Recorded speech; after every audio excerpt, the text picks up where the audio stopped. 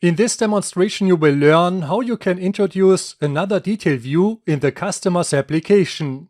Let's switch to Visual Studio.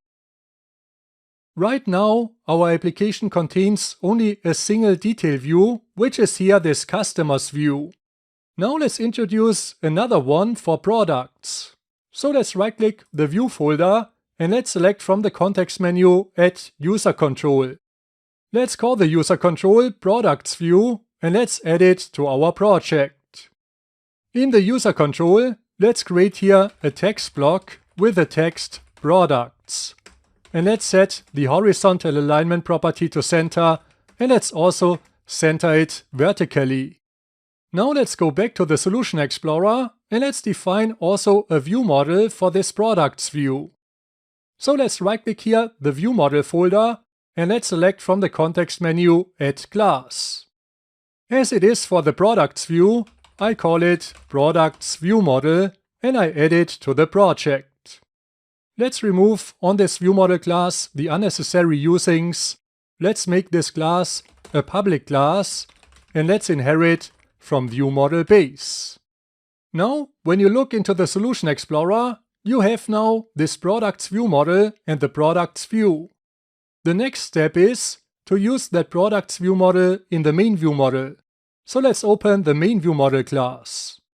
On this class, let's define a new constructor parameter of type Products View Model and let's call it Products View Model. In the constructor, let's assign that parameter to an underscore Products View Model field. I press Ctrl dot to generate that field in our view model. Now let's go again to the Solution Explorer and let's open up the code behind file of the main window where the main view model is created. Here you have now an error because you have to pass in addition the Products View Model to the main view model's constructor. Now everything is implemented and the last bit is to define an implicit data template that maps this view model to the Products view. Let's open the main window SAML file to do this.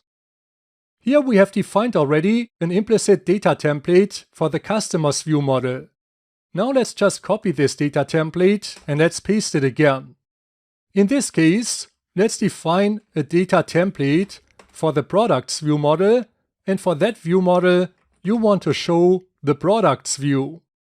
This means now the content control down here will automatically display either the customer's view or the Products view depending on the view model type in this selected view model property.